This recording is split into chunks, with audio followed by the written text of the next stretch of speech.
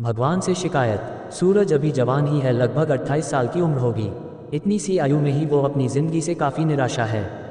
निराशा का कारण है उसकी ज़िंदगी में उसके अनुसार कुछ नहीं हो रहा है। उसके पास अच्छी नौकरी नहीं है।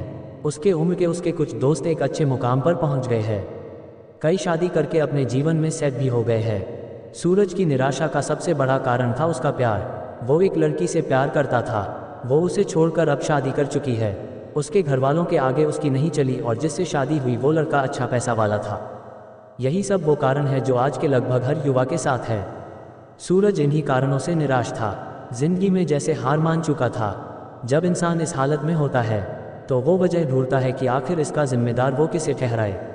सूरज को अब वो मिल गया था जिसे वो इसका जिम्मेदार ठहरा सके, भगवान। सूरज अब भगवान को कोसने लगा। इस सब कारणों का जिम्मेदार वो भगवान को मानने लगा। सूरज और उसका परिवार पूजा पाठी लोग हैं। सूरज को लगा को इतने सालों के उनकी इस पूजा का उसे कुछ लाभ नहीं मिला। उसने किसी का बुरा नहीं किया, कभी कोई बुरी संगत में भी नहीं पड़ा, फिर भी उसके साथ आखिर यह क्यों हुआ। आज उसने जो चाहा उसे कुछ नहीं मिला, ना प्यार ना अच्छी नौकरी। सूरज ये सब अभी तक अपने मन में दबा कर रख रहा था।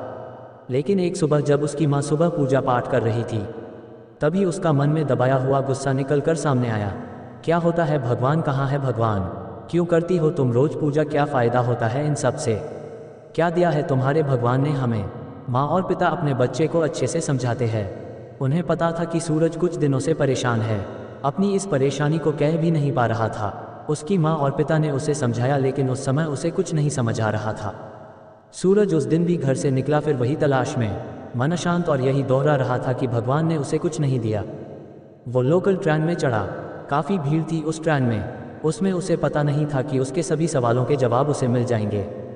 सूरज का मूड खराब ही था। वो अपनी ही बातों में उलझा हुआ था। तभी उसका ध्यान डिब्बे में चल रही बातों पर गया। एक बुजुर्ग करीब 65 साल के एक बच्ची के साथ उस डिब्बे में थे। बच्ची करीब 7 साल की है। बच्ची खिड़की पर बैठी आते जाते पेड़ देख रही है। अभी तक सूरज ने उस बच्ची का मुंह नहीं देखा है। अक्सर सफ़र में लोग अपने सुख दुख साझा करते हैं। उसके दादाजी बता रहे थे कि वो हर जगह उनकी सामर्थ्य के अनुसार उस बच्ची को ले गए। उनकी पोती बोल नहीं सकती, ना ही सुन सकती है। उसके माता पिता एक एक्सीडेंट में चल बसे हैं। उस बच्ची का उसके दादा दादी के अलावा और कोई नहीं है। सूरज ये खड़ा खड़ा सब सुन रहा है। बुजुर्ग दादाजी अपनी कहानी सुना रहे थे। डब्बे में बैठे और खड़ा हर व्यक्ति उनकी बात सुन रहा था। बच्ची का नाम परी था। वो इन सब बातों को सुन नहीं पा रही थी। उसे तो बस खिड़की मिल गई। पास बैठी एक महिला ने उससे बात करना चाहा।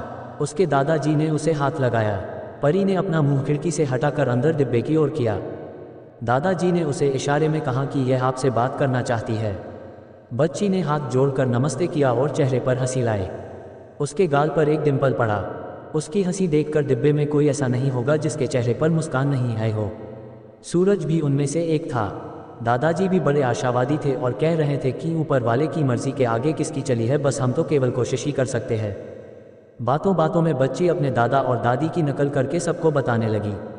हर एक का मन करुणा से भर गया। ऐसा कोई नहीं था जो उस बच्ची के ठीक होने की दुआ नहीं कर रहा हो। सूरज अब तक बदल गया था। अब वो नहीं रहा जो ट्रेन में इस डिब्बे में आने के पहले था। उस बच्ची की मुस्कान उसकी आत्मा के अंदर तक चली गई, जैसे कि भगवान ने खुद उसकी बातों का जवाब दे दिया हो। जैसे भगवान आज बोले। उसे लगा कि उस बच्ची के आगे तो उसका गम कुछ भी नहीं है। फिर भी ना उसके दादा को कोई शिकायत, बस उम्मीद है। सूरज उस बच्ची से नज़र नहीं हटा पा रहा था। जब वो बच्ची अपने स्टेशन पर उतर कर गई तब उसने उसकी तरफ फिर से मुस्कुराते हुए उसे बाय कहा। सूरज को अपने सारे सवालों का जवाब मिल गया था।